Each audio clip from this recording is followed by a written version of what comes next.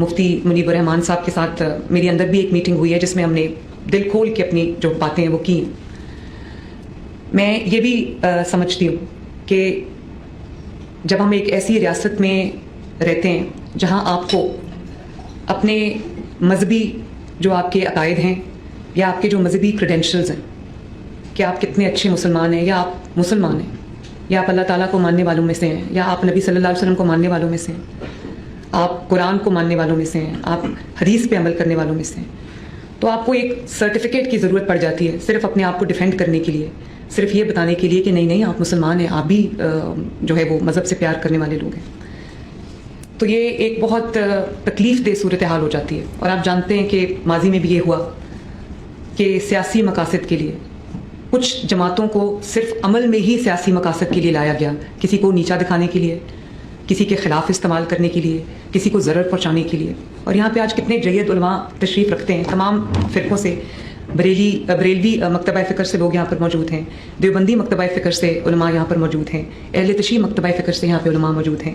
اہل حدیث مکتبہ فکر سے یہاں پر علماء موجود ہیں, بڑے بڑے نام ماشاءاللہ یہاں پر بیٹھے ہیں. تو میں یہ ایک تکلیف دہ صورتحال ہے کہ ہم ایسی چیز کے بارے میں بات کرنے جا رہے ہیں جو ہم سب کے دلوں پہ بھاری گزرتا ہے, اور ایک بہت ایسا کوئی ماحول نہیں ہے جس میں انسان جو ہے وہ ایسی باتیں کرے جو آپ کا بھی دل کرتا ہے کرنے کو, میرا بھی دل کرتا ہے کرنے کو. لیکن میں صرف یہ پوچھنا چاہتی ہوں کہ اس بات کی ضرورت کیوں پیش آئی, یہ جو ایکشن آج ایک جماعت کے خلاف ہو رہا ہے اس کی کیوں ضرورت محسوس ہوئی. میں نے ابھی مفتی صاحب سے بھی یہ عرض کیا تھا کہ آپ نیک لوگ ہیں, آپ اسلام کی تعلیمات پر عمل کرنے والے لوگ ہیں, ہمیں راستہ دکھانے والے لوگ ہیں,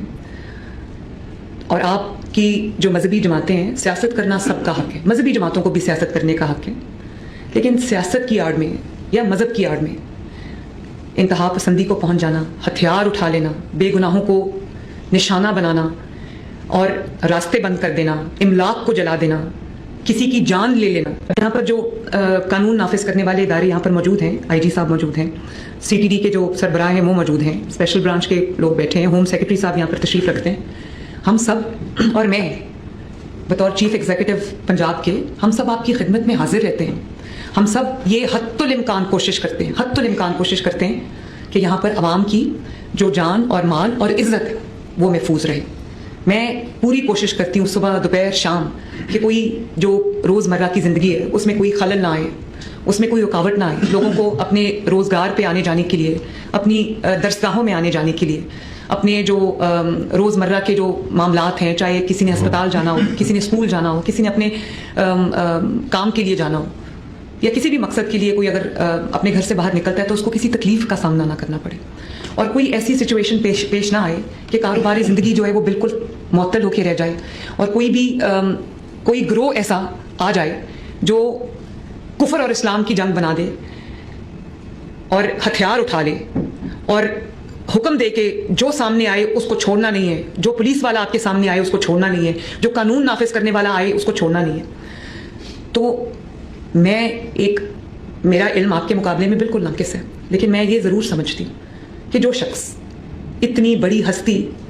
جو کہ رحمت للعالمین ہے, تمام عالمین کے لیے جو رحمت ہے, اس کا نام لے اور شرمگیزی کرے, اس ہستی کا نام لے جس کا نام لیتے ہوئے انسان اگر محسوس کرے تو رونگٹے کھڑے ہو جاتے ہیں. جو عاشقان رسول صلی اللہ علیہ وسلم ہیں, ان کے سامنے جب جو صحیح عشق کرتے ہیں ان کے سامنے آپ نبی پاک صلی اللہ علیہ وسلم کا نام لیں تو آنسو لوگوں کی آنکھوں سے جاری ہو جاتے ہیں, رونگٹے لوگوں کے کھڑے ہو جاتے ہیں, ایک جھرجھری سی کبھی کیفیت ایک آ جاتی ہے انسان کے اندر. جو اشاعت بیٹھے ہیں وہ اس بات کو سمجھتے ہیں. تو آپ خود یہ فرما دیجئے کہ کوئی اگر نبی پاک صلی اللہ علیہ وسلم سے عشق کا دعویٰ کرے اور اس کے ہاتھ میں بندوق ہو اور وہ اپنے ساتھیوں کو یہ پیغام دے رہا ہو کہ ان کو مار دو, اس کے ہاتھ میں ڈنڈے ہوں کیلوں والے,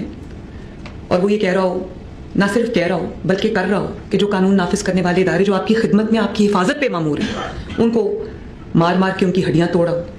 ان کے سر پھاڑا ہو, ان کی جو وہ کھوپڑیاں ہیں, وہ میرے پاس جو تصاویر ہیں آپ امیجن نہیں کر سکتے کہ میرا دل کس طرح سے دکھتا ہے جب میں دیکھتی ہوں کہ وہی لوگ جو اپنی جان ہتھیلی پہ لے کے آپ کی حفاظت کے لیے, آپ کے گھروں کی, آپ کے محلوں کی, آپ کی سڑکوں کی, آپ کے شہروں کی حفاظت کے لیے, آپ کی املاک کی حفاظت کے لیے جو آپ کے سامنے کھڑے ہیں, آپ یہ حکم دے رہے ہیں کہ ان کو جلا دو, ان کے سر توڑ دو, ان کی ہڈیاں توڑ دو اور راستہ بند کر دو. نبی پاک صلی اللہ علیہ وسلم تو راستے سے پتھر ہٹانے کو اتنا بڑا ثواب کا کام کہا ہے. اور آپ جانتے ہیں کہ انہوں نے یہ بھی حکم دیا ہے کہ کچھ چیزوں میں مسلمان اور غیر مسلمان اس کی تفریق نہیں ہے. آپ صلی اللہ علیہ وسلم نے فرمایا ہے کہ اگر کوئی غیر مسلم, کوئی مسلمان, میں مفہوم بتا رہی ہوں, ایگزیکٹ الفاظ نہیں ہے اس وقت میرے پاس, لیکن میرے لیے یہ حدیث جو ہے وہ گائیڈنگ لائٹ ہے کہ کوئی یہ کہے کہ اگر کوئی مسلمان, ایک دینی ریاست ہے, اس میں ظاہر ہے مسلمانوں کی ایک میجورٹی ہے, تو کوئی مسلمان غیر مسلم کے ساتھ ظلم میں انوالو ہوتا ہے یا اس کی پراپرٹی پہ قبضہ کر لیتا ہے, تو نبی صلی اللہ علیہ وسلم نے فرمایا ہے کہ قیامت کے دن میں غیر مسلم کی جانب سے جس پہ ظلم ہوا ہے یا جس کے ساتھ زیادتی کی گئی, میں اس کی طرف سے گواہ ہوں گا, میں اس کا وکیل ہوں گا. تو انہی احکامات کی روشنی میں میں آپ سے یہ رہنمائی چاہتی ہوں کہ بطور حکمران, جو یہ حکمرانی اللہ تعالیٰ نے دی ہے, یہ کرسی مجھے اللہ تعالیٰ نے دی ہے اور یہ سدا رہنی بھی نہیں ہے, میں آپ سے یہ رہنمائی چاہتی ہوں کہ اگر کوئی جتھا ہتھیاروں سے لیس ہو کر سڑکوں پہ آ جائے اور کہے کہ مجھے میری مرضی کرنے دی جائے, ورنہ میں راستہ بند کروں گا, ورنہ میں گولی چلاؤں گا, ورنہ میں ریاست کو یرغمال بناؤں گا, عوام کو یرغمال بناؤں گا, تو وہ صرف ایک اپنا ایجنڈا فارورڈ نہیں کر رہا, وہ آپ سب کی بدنامی کا باعث بن رہا ہے, وہ ہمارے دین کی بدنامی کا باعث بن رہا ہے. آپ صرف ایک میں آپ سے سوال کرنا چاہتی ہوں, اور یہ بہت میں آپ سے چاہتی ہوں اس کا جواب. لبیک کتنا خوبصورت لفظ ہے. جب آپ احرام کی حالت میں ہوتے ہیں, تو جب آپ کہتے ہیں لبیک اللہم لبیک, تو آپ اللہ تعالیٰ کے حضور آپ یہ کہتے ہیں پاک صاف ہو کے کہ اللہ تعالیٰ میں حاضر ہوں. لبیک کا کیا مطلب ہے؟ فرمائیے مجھے, لبیک کا کیا مطلب ہے جی؟ کہ میں حاضر ہوں. تو اب پاکستان میں رہتے ہوئے اس مقدس لفظ کا آپ کے ذہن میں کیا مطلب آتا ہے؟ لبیک سے آپ کے دماغ میں کیا آتا ہے؟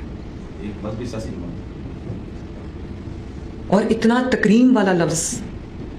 جو ہم احرام کی حالت میں ہمیں پڑھنے کا حکم ہے, اور یہ بھی ہمیں بتایا گیا ہے کہ اللہ تعالیٰ کو احرام کی حالت میں, چاہے آپ وہ عمرے کے لیے جا رہے ہوں یا حج کے ارادے سے جا رہے ہوں, میقات کے وقت جب آپ احرام میں اس کے مقام پہ جب آپ احرام پہنتے ہیں, تو اللہ تعالیٰ کو اس حالت میں آپ کی زبان سے کوئی کلمہ اس سے زیادہ جو محبوب نہیں ہے.